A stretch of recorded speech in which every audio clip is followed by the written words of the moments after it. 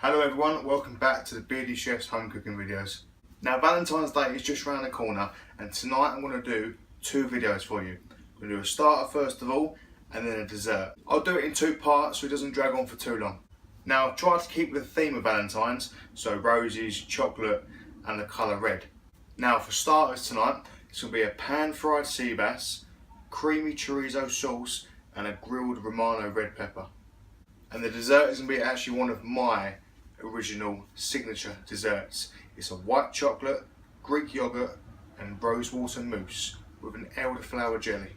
So you've got the colour red in your peppers and your chorizo, you've got the chocolate from the white chocolate in the mousse, and the roses is the rosewater as well. You see, got to try and keep it in line. Now for the starter, all you're going to need is 1, 2 or even 3 fillets of sea bass. Now I'd work on the maths and assumption of doing half a pepper per person because they are quite big like that. Go down to the local supermarket, they should do them in there. Now for the chorizo, literally use about a thumb size piece, about that much. You ain't going to need much, you just want the colour and the flavour out of it. You dice that up really small as well, just to intensify the flavour. And with the cream, just a few tablespoons. Right, let's get started then, shall we? Right, so the pepper is roasted in the oven, a little bit of olive oil and salt. The fish I've scored 4 times and salted it, and also before I did that is I patted it with a bit of paper towel. You don't want much moisture, otherwise you won't get a nice crispy skin on your fish. And obviously your double cream for your sauce as well. Now put half of that tub of cream into a pan with your chorizo, and what you want to do is you want to warm it up gently to get the maximum amount of infusion from all those flavours. When it's ready, it should actually turn a nice vibrant pinky red. Now get a decent sized pan for your fish, because you're not going to be cooking it in the oven. It's going to be solely done on top of the hob. Now the trick with fish is, when you're cooking it, make sure you do skin side down first. That way you get a beautiful crispy skin. Now the reason I've scored it is so when it is going skin side down, it's cooking through the fish and cooking the meat and the flesh, not just the skin. You want to get your pan nice and hot with a little bit of oil in it, just to get the fish started. Now I know the camera's at a bit of a funny angle, but I'm just trying to show you both elements of the dish at the same time. Bear with me. Now the cream's on gently on the back, but don't let it bubble and don't let it boil. It'll look like something out of the movie Elvira otherwise. Right, the pan's hot, there's oil in it as well. It's time to get the fish in the pan. Now with fish, you don't want to mess around. You want to get it in there quickly so you can do what it's got to do. Do it away from you, doesn't splash you. A little pinch of salt on the other side. And now, you just leave it. Now you literally just want to leave the fish to do what it's got to do for about 5 minutes. After that time, I'm going to flip it over the other side and just finish off the flesh. The cream's working nicely. It's not bubbling up anymore. Turned it right down just to infuse those flavours. Don't ever push your fish down. It's going to create moisture doing that. You don't want moisture, you want crisp. Right, the cream's starting to change colour a little bit. Not as vibrant as I wanted it, but it's getting there. The edges of the fish are starting to crisp up. That means it's time to turn it over. You can see the colour differentiation here to the top. That bit's still raw, that bit's starting to get cooked.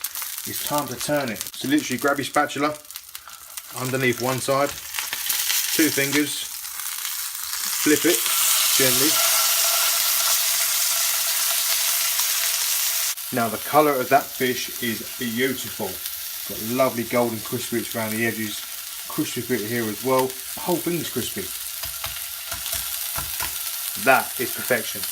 Now it only needs a couple of minutes on this side, no more than 2 really, just to finish it off. When it's ready, take it out and let's plate it up.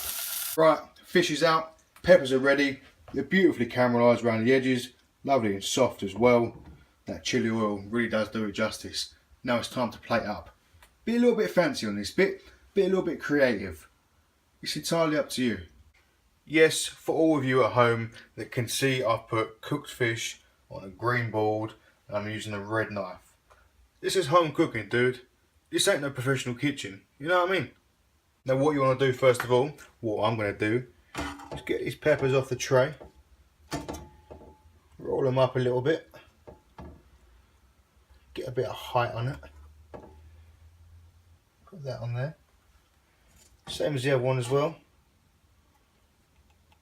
Roll it up. Put that next to it. Get your fish. Like that. Present it on your plate. And put your cream around it. Now your cream and chorizo is ready. It's nice and thick as well. What we want to try and do is get a few pieces of these chorizo and put them just at the top of the fish like that, and let the cream do the rest of it itself. Get a bit of the cream, put it on the plate, give it a flick. Why not?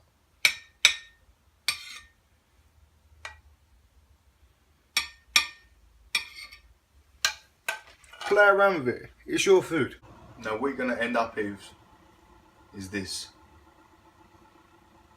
Something sweet, light, but so tasty. Let's give it a try. Skin's nice and crispy.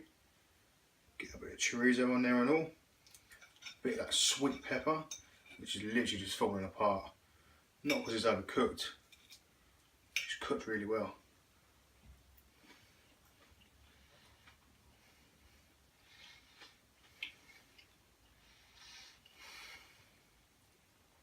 That is beautiful. That really is. Now everyone should know that fish and pork go together like a dream.